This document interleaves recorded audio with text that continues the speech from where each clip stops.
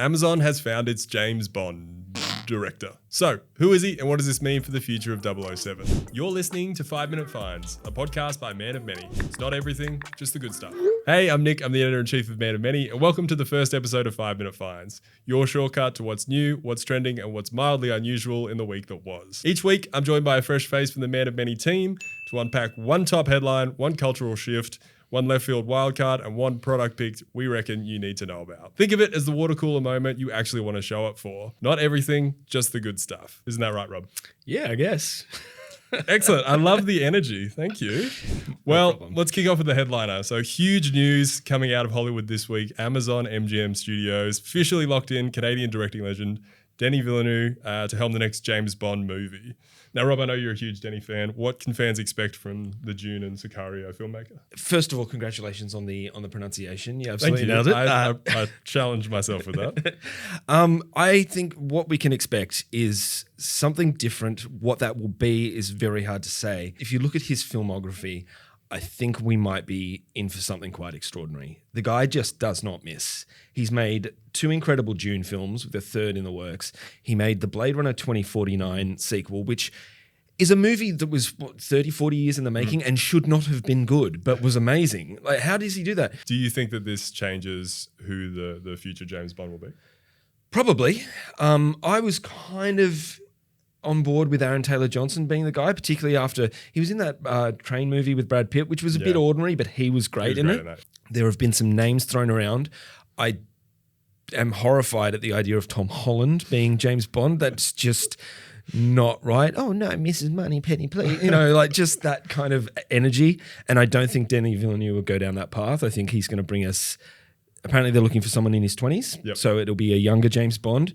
But I think that with Denis at the helm, he's earned my faith. I'm willing to go wherever he wants to go with it. That's funny. I did hear that apparently Aaron Taylor-Johnson is now too old, which made me feel horrifically old. Dude, how do you think I feel? Jesus. Well, from one British icon to the next, Glastonbury was over the weekend. Absolutely. And I feel like that it really spoke to a different sense of fashion. I think in the last few years, there's definitely seen a huge change in the way that people dress, particularly around fashion festival things, but also we're starting to see luxury brands get involved with kind of the Britpop style. It's making a huge comeback.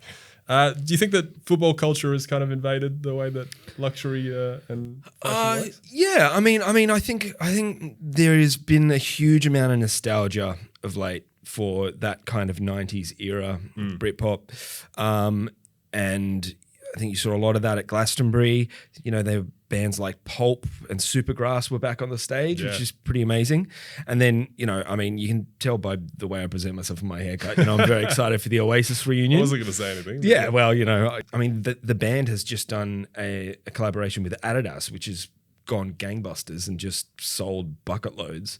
And then you've got things like Burberry having something of a resurgence that very much aligning themselves with Glastonbury and festival wear and all that kind of thing. Burberry's an interesting one, because I feel like 10 years ago, so high fashion, so down that path, we saw that iconography in the monograms, and that was just kind of what we knew of them. And then more recently, even the campaigns they've done with Olivia Colman, very hunting jacket-esque, they've gone all the way back to Olivia Colman looked amazing in that campaign. So cool. I love her. She's not someone that I would 100% say is the coolest person. I watched that ad and I was just like, yep, she's awesome. Yeah, I feel like there was a period where Burberry was kind of looked down upon.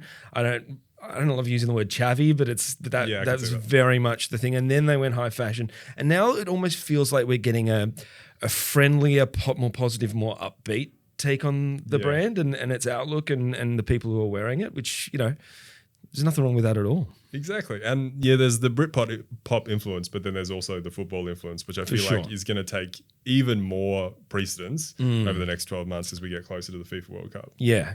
We're talking about sport now. I feel like we're going to move into the next thing, the pop culture trend. To me, I really want to talk about Gout Gout. Okay. I know let's do it. You're not super across Gout Gout, but I feel like I know everyone who in he Australia is. should be. Yeah. 17-year-old sprinter from Australia, just broke the Australian 200-meter record again. Hell yeah. He's so close to being sub 20 seconds, which is just an astronomical feat that I feel like it goes really unprecedented. When we talk about sporting moments in Australia. It's so rare that we've had a really successful sprinter for a really, really long time. Yeah, yeah. And I feel like now we're starting to see this next generation of athletes come through. Gaout is so interesting. He's getting shout outs from Usain Bolt. He's just a cool guy. That's and also wild. being sub 20 years of age. Yeah. It's crazy. The future is so bright for someone like Gaout and also the Australian Olympic, team over the next few years. Yeah. I feel like we're starting to see the impact of the Australian sporting community come behind and really take off. So it's something that I want to give a shout out to Gaout. 20.02 for a 200-meter run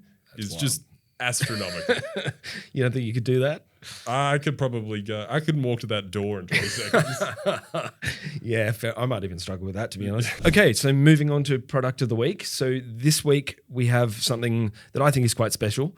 As you know, and some of our readers might know, I'm quite a fan of Renaissance, the watch brand.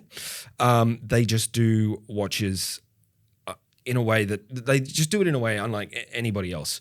And I'm a particular fan of their Type 8 round and the night blue color. We got one of them in the office last year for a shoot. It was absolutely spectacular. And I was too scared to wear it outside because they're not cheap. But I spent a good few days in the office with it strapped to my wrist, and it's just an extraordinary thing. Anyway, so the brand has now released a pair of new limited edition watches called the Type 8, which they've done in collaboration with a German artist named Daniel Engelberg.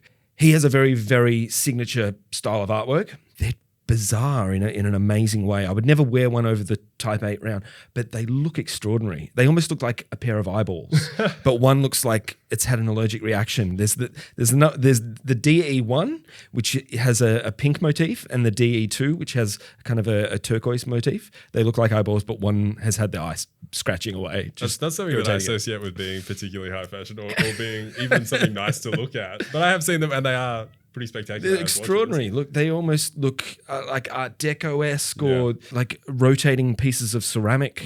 Yeah, if you haven't seen Renaissance watches before, I feel like it's something that you need to be across because these guys make some absolutely fantastic pieces and completely innovative, unlike anything else I've ever seen. Well, I think that's pretty much a wrap on the first ever episode of 5 Minute Finds. If you like this quick hit of stories, trends, and gear, be sure to follow us on Spotify or wherever you get your podcasts. New episodes drop every week.